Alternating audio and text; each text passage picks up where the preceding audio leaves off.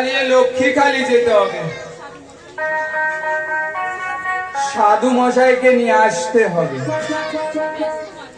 সাধু মশাই খুব ব্যস্ত মানুষ,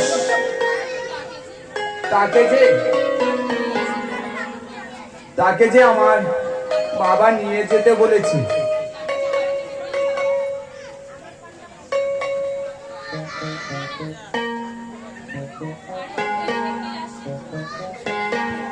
আরে ওই আসছে কর্তা মশাই না? হে বাবু, ভাবছিলে বুঝি আমি তোমাদের বাড়ি যাবো না? তাই তো? না না, মানে তা তোমার ভাইকে এখন কেমন আছে জনার্দন? ভালো ঠাকুর, ভালো। গায়ে একদম জ্বর নেই, তবে গলায় মুখে এখনো দগদগে ঘা আছে ঠাকুর। আমি তো সেই খবর দিতেই তো লক্ষ্মীখালি যাচ্ছিলাম ঠাকুর। তাড়াতাড়ি চলো। তা কোন পথে তোমাদের বাড়ি তাড়াতাড়ি হবে বাছা? ঠাকুর, আমি যে ওই বাঁশতলার ঘাট থেকে এসেছিলাম ঠাকুর,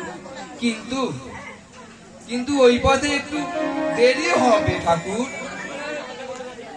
কিন্তু ওই পথেই যাব। না না, ওই দক্ষিণ পাড়ার রায়বাড়িদের ঘাট থেকেই যাব।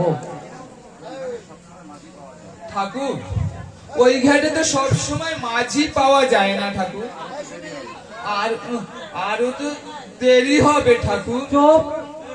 ওরে মূর্খ, কে কার নায়ে যায় রে, আর কেই বা সেই না পার করে দেয়। যে যার নায়ে পার হয়, পারের কর্তা যে স্বয়ং সেই শ্রী হরি। আরে ওই ওই ঘাটের থেকে কে নৌকা নিয়ে বসে আছে?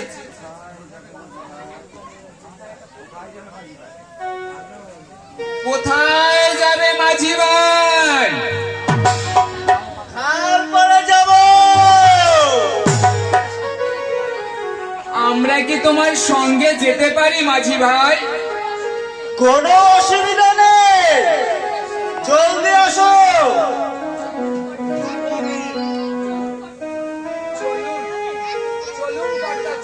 চলো জনা। কিন্তু আশ্চর্য, মতুয়া দেখলে সবাই নাক ছিটকায়, কেউ যে নিতে চায় না। এসে দেখছি উল্টো। আপনার বাবা ভাবনায় পড়ে গেলে বাছা, সবই যে ঠাকুরের ইচ্ছা। জয় বাবা গুরুচাঁদ। জয় বাবা গুরুচাঁদ। চলো চলো জনা, চলো। চলো কথা চলো।